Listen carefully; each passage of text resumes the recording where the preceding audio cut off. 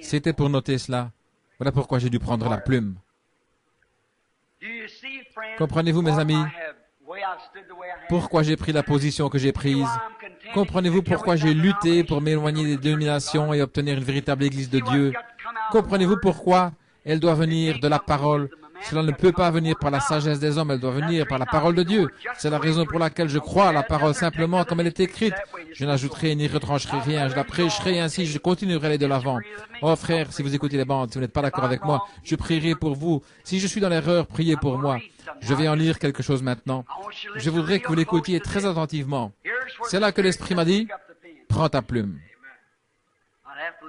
Je vais en laisser une partie, mais je vais vous en apporter une partie. Très bien. Maintenant, voici ce que j'essaie de vous faire comprendre. La loi de la reproduction est de reproduire selon son espèce. Genèse 1:11. En ces derniers jours, la véritable épouse Église arrive à la pierre de fête. Ce sera la super Église, une super race. Alors qu'elle s'approche de la glorieuse pierre de fête, elle sera tellement semblable à lui qu'elle sera à son image même, de manière à être unie avec lui. Ils seront un. Elle sera la manifestation même de la parole du Dieu vivant. Les dénominations ne peuvent jamais produire cela. Elles produiront leur credo et leur dogme, mélangés avec la parole. Et cela donnera un produit hybride. Le premier fils était la parole semence parlée de Dieu. Il lui fut donné une épouse. Je passe simplement en revue ce que l'Esprit m'a ordonné de noter. Une épouse, afin de se reproduire. Mais elle tomba. Voyez, c'est pour cela qu'une épouse lui fut donnée, pour produire un autre fils de Dieu. Mais elle tomba en faisant une hybridation. Elle devait le reproduire lui-même, mais elle tomba, causant sa mort. Le second fils, une parole semence parlée par Dieu, reçut une épouse comme Adam, mais avant qu'il pût l'épouser, elle était tombée également. Comme l'épouse d'Adam, elle avait le libre arbitre, ayant le choix de croire la parole de Dieu et de vivre, ou d'en douter et de mourir. Ce qu'elle fit.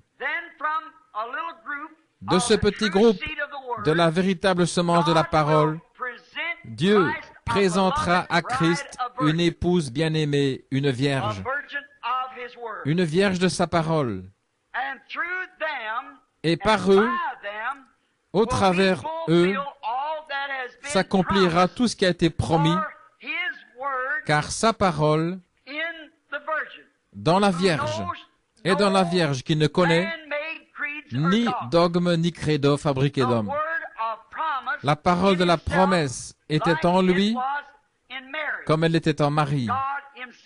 Dieu lui-même manifesté. Il agira lui-même par sa propre parole de promesse afin d'accomplir tout ce qui a été écrit de lui. Ce qu'il fit en sortant d'une matrice vierge, type de la matrice spirituelle d'aujourd'hui. La Vierge d'aujourd'hui le fera pareillement en acceptant sa parole. Qu'il me soit fait selon ta parole. Bien que cela ait été dit par un ange, c'était la parole écrite. Ésaïe 9:6. Ils l'aimeront et auront son potentiel, car il est leur tête et ils sont ses sujets, soumis à sa tête. Le gouvernement de Christ était le sien. Remarquez quelle harmonie. Jésus ne faisait jamais rien avant que le Père ne lui ait montré premièrement l'harmonie entre Dieu et Christ. Dans Jean 5:19. C'est ainsi que fera l'épouse. Il lui montre sa parole de vie. Il la lui montre. Et elle la reçoit. Elle n'en doute jamais. Rien ne peut lui nuire, pas même la mort.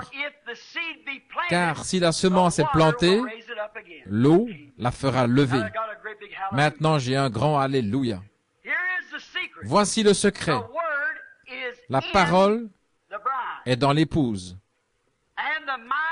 Et la pensée de Christ, pour savoir ce qu'il veut qu'il soit fait avec la parole, et elle le fait en son nom, elle a le ainsi dit le Seigneur. C'est ainsi qu'elle germe. Alors le Saint-Esprit l'arrose jusqu'à ce qu'elle ait grandi et remplisse son but. Ils ne font que sa volonté. Amen, c'est ce que je crois. Personne ne peut les persuader autrement. Ils ont le ainsi dit le Seigneur, sinon ils restent tranquilles. Alors ils feront les œuvres de Dieu, car c'est lui-même en eux qui continue à accomplir sa parole comme il l'a accompli en son temps. Il n'acheva pas tout quand il était ici-bas, car ce n'était pas encore le temps. Maintenant, tenons-nous comme Josué et Caleb. Maintenant, soyez bien attentifs. Ceci va avoir un fondement spirituel. Maintenant, tenons-nous debout comme Josué et Caleb, alors que la terre promise commence à être en vue. Le temps approche.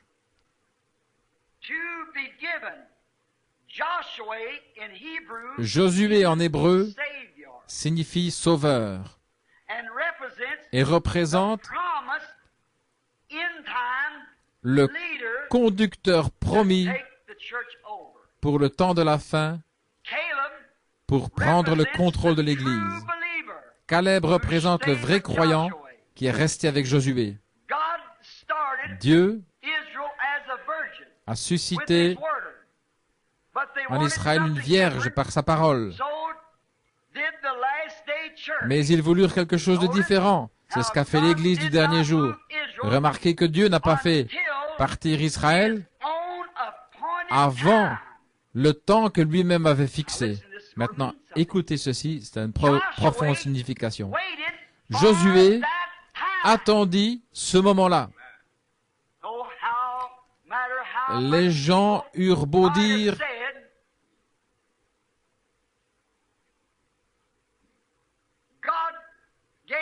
Dieu nous a donné le pays.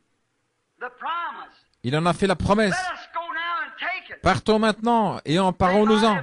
Ils auraient pu dire, Josué, tu as manqué ta commission. Tu es fini. Pourquoi ne fais-tu pas quelque chose? D'habitude, tu connaissais le ainsi dit le Seigneur au moment même. Et quelle était la volonté de Dieu? Mais ce sage prophète envoyé de Dieu connaissait la promesse de Dieu et il savait aussi attendre l'accomplissement de cette promesse.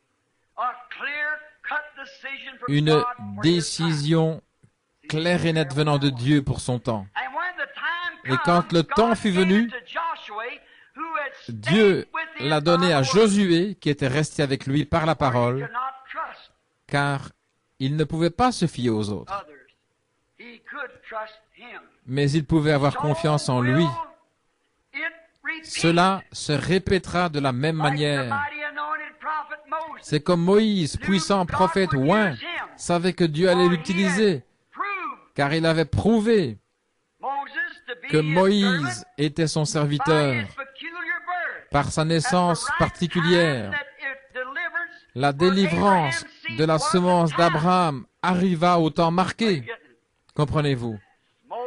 Moïse n'est jamais resté en Égypte pour discuter de points scripturaires avec eux. Il ne disputa pas avec les prêtres, Mais il est allé dans le désert et s'est attendu au Seigneur jusqu'à ce que le peuple soit prêt à le recevoir. Il était venu leur rendre témoignage, mais ils ne voulurent pas le recevoir. Dieu appela son prophète dans le désert. Dieu avait rendu témoignage qu'il l'avait choisi. Mais l'attente n'était pas à cause de Moïse, mais à cause des gens qui devaient être prêts à recevoir Moïse. Moïse pensait que les enfants d'Israël comprendraient qu'il était envoyé. Ce n'est pas moi qui ai écrit cela, c'est lui. C'est pareil aujourd'hui. C'est comme Élie. Après que ce prophète puissamment confirmé, à qui venait la parole de Dieu, eut fini de prêcher son message à ce groupe moderniste américain et à la première dame du pays qui avait les cheveux coupés comme cette Jézabel peinte et son groupe, Dieu vint confirmer son prophète. Chaque fois qu'il prophétisait, c'était la vérité. Dieu dut l'appeler hors du champ de mission jusqu'au moment où il appela de grandes plaies sur cette génération parce qu'elle avait rejeté le message de son prophète et la parole de Dieu qui lui avait été envoyée. Dieu l'envoyait se cacher dans le désert. Pas même le roi ne put l'en faire sortir. Et ceux qui essayèrent de le persuader contre la volonté de Dieu moururent pour l'avoir fait.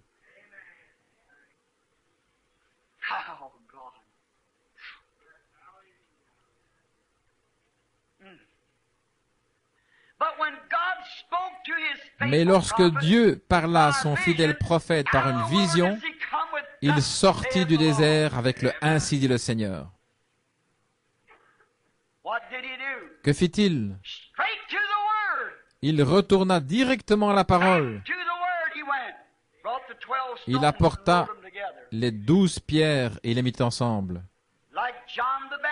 Comme Jean-Baptiste, le fidèle précurseur de Christ, le prophète oint, ni l'école de son père, ni l'école des pharisiens, ni aucune dénomination ne put le faire sortir du désert où Dieu l'avait envoyé, jusqu'à ce qu'il ait entendu la voix de Dieu, l'agneau du Messie. Écoutez-vous avec votre entendement spirituel. Que pourrais-je dire de plus? Je vais maintenant passer quelque chose. Comme c'est différent aujourd'hui, beaucoup de soi-disant évangélistes prétendent avoir la réponse de Dieu pour le peuple, exactement comme fit Corée, quand il renia et mit en doute l'autorité du prophète de Dieu, oint et confirmé, Moïse, prétendant qu'il avait la réponse. Il faisait aussi des plans pour gagner de l'argent, un veau d'or comme beaucoup font aujourd'hui, de grands bâtiments, grandes écoles, des incubateurs pour faire éclore leurs propres semences. Et alors, comme autrefois, les gens se laissent prendre à cela, bien qu'ils aient entendu la véritable parole de Dieu par l'intermédiaire d'un prophète oint et confirmé. Ils se sont laissés prendre au mensonge de Corée. Pourtant, il y avait un prophète confirmé par Dieu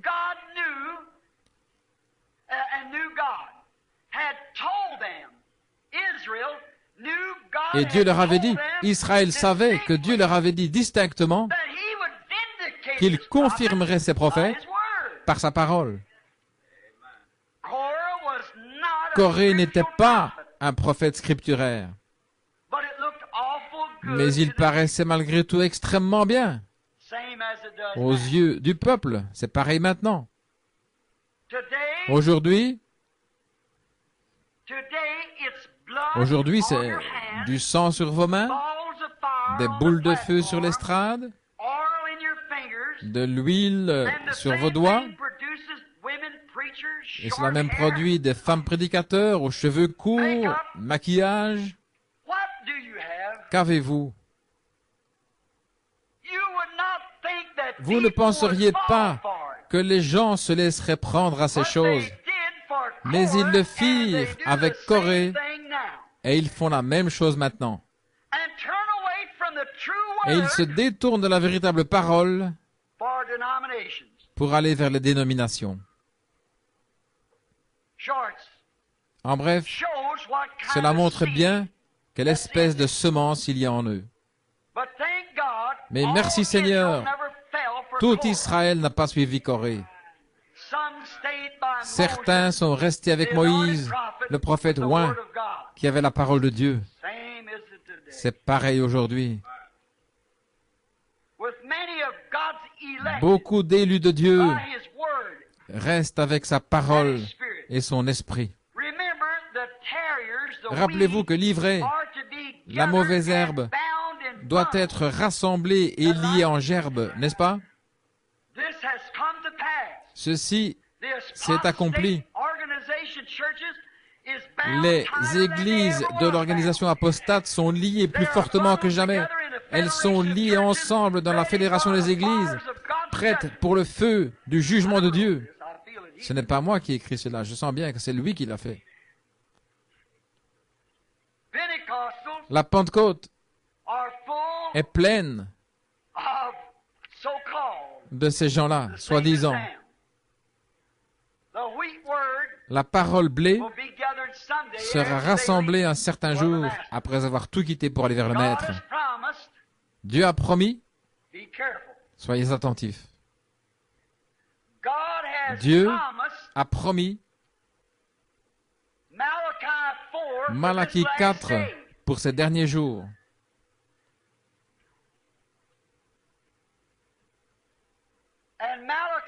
Et Malachie 4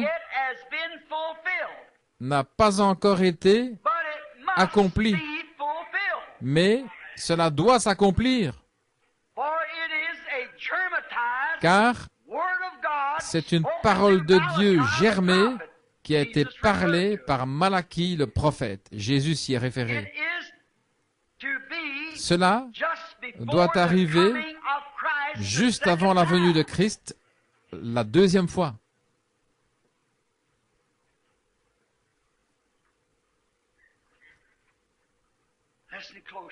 Écoutez attentivement maintenant. Toutes les Écritures qui ne se sont pas accomplies doivent l'être avant ce temps-là. La Bible doit être finie.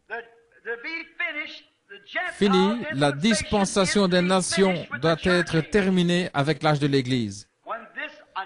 Quand ce messager oint arrivera,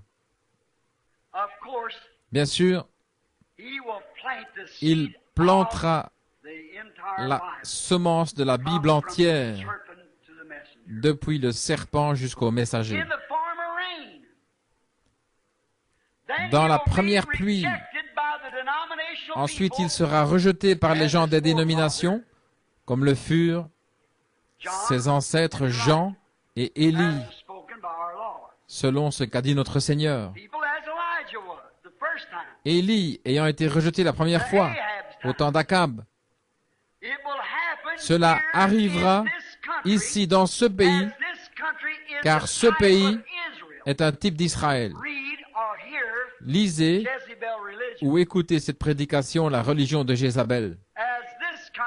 Comme ce pays, nos pères adoraient comme ils le voulaient, après être venus dans ce pays, et dont ils s'emparèrent en chassant les indigènes, tout comme Israël fit après être sorti d'Égypte.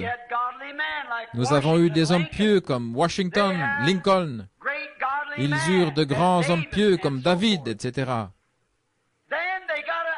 Ensuite, ils eurent un Akab sur le trône, avec une Jézabel derrière lui, pour le diriger. Nous avons la même chose.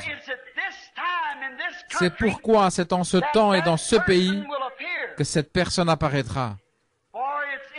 Car c'est dans les Écritures, Et c'est ainsi dit le Seigneur. Ensuite, dans la dernière pluie, il y aura un mont Carmel, un dénouement spectaculaire. La Bible étant accomplie à la lettre. Jean-Baptiste, son messager devant sa face, de Malachie 4, de Malachie 3, répandit une première pluie et fut rejeté par les églises de son temps, les dénominations pharisiens, sadducéens. Jésus est venu ensuite et il eut le dénouement de la montagne de la transfiguration.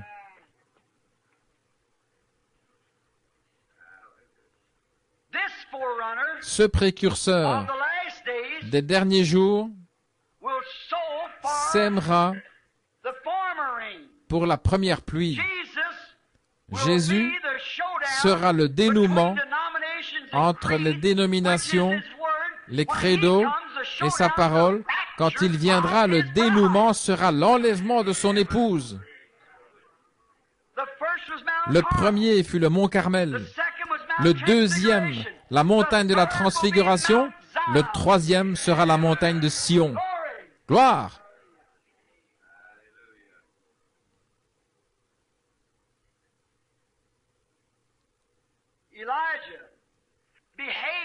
Le comportement d'Élie, le comportement de Moïse, le comportement de Jean, lorsqu'ils quittèrent le champ de leur service, beaucoup ne les comprirent pas. C'est parce qu'ils furent rejetés, ainsi que leur message. La semence avait été semée, ensuite viendrait le jugement. Ils étaient un signe venant de Dieu pour les gens, montrant que le jugement était proche. Le temps de planter était terminé. Je crois qu'un jour, la véritable épouse de Christ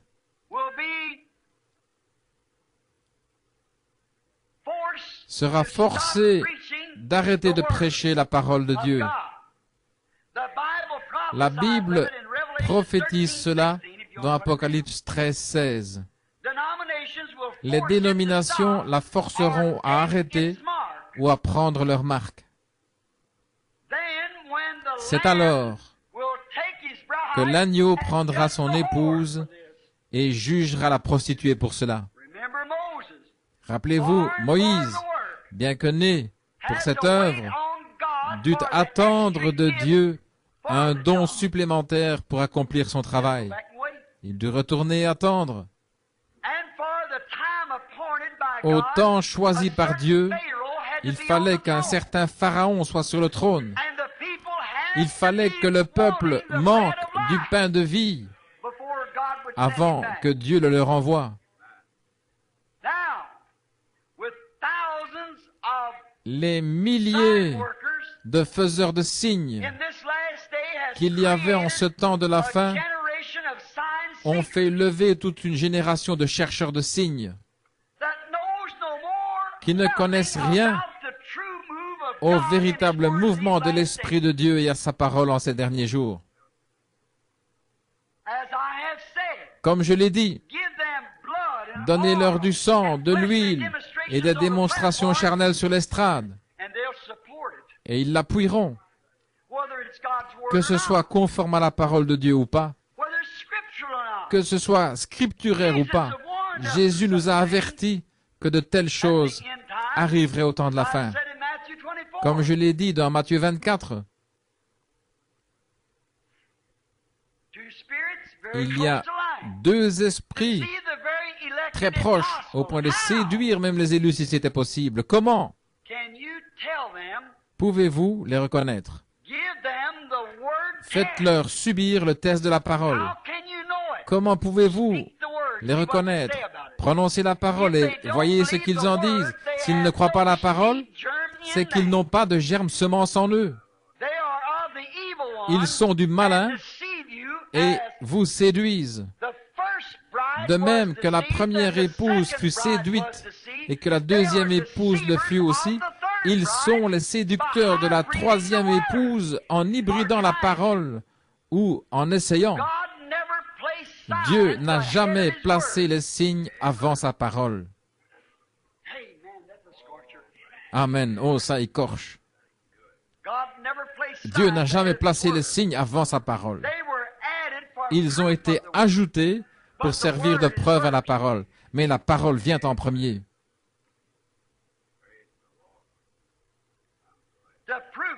Pour prouver cela, Élie a dit à la femme, « Prépare-moi d'abord un gâteau. Ensuite, voyez le miracle se produire. Venez premièrement à la parole, ensuite observez le miracle. » C'est à la parole semence elle-même que le Saint-Esprit donne l'énergie. Un messager envoyé de Dieu peut-il croire à une partie des Écritures seulement et pas à toute la parole? Peut-il en renier une partie? Le véritable prophète de Dieu proclamera la parole dans les derniers jours. Les dénominations le haïront. Il ne mâchera pas ses mots. Il sera comme il était lors de la première venue de Christ. Vous, race de vipères. Mais les prédestinés l'entendront et se prépareront pour le compte à rebours. La semence royale d'Abraham, la foi, comme lui, se tiendra à la parole de Dieu, quoi qu'il arrive, car elle est prédestinée. Le messager de Malachie 4 apparaîtra au temps fixé par Dieu. Nous l'attendons tous. Nous croyons qu'il viendra. C'est en accord avec sa parole. Ce sera dans les derniers temps. Et c'est le temps maintenant de le voir.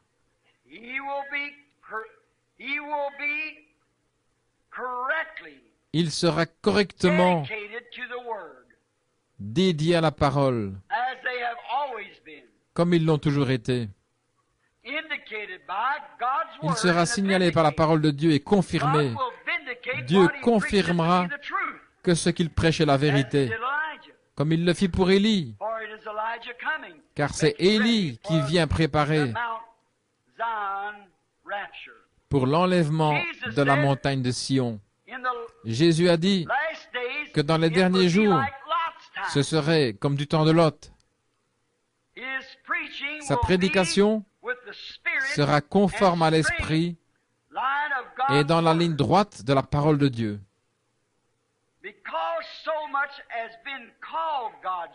Tant de choses ont été appelées comme étant la parole de Dieu que beaucoup comprendront mal ce vrai messager. J'ai écrit ici le mot prophétie. Parce que tant de choses ont été appelées la vérité de Dieu par des falsificateurs. Beaucoup de véritables prédicateurs comprendront mal ce messager.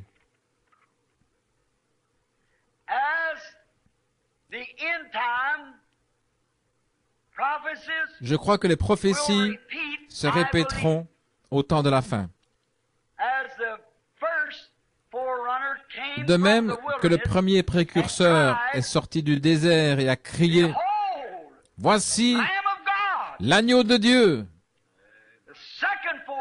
Le deuxième précurseur fera probablement la même chose,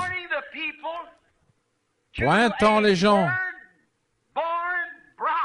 vers une épouse née de nouveau de la parole. L'épouse de Christ sera pointée vers le ciel à l'apparition de Jésus en criant « Voici l'agneau de Dieu qui jaillira de sa bouche. » Que Dieu nous aide à être prêts pour ce proche événement. Maintenant, je crois qu'il vaut mieux en rester là. Croyez-vous?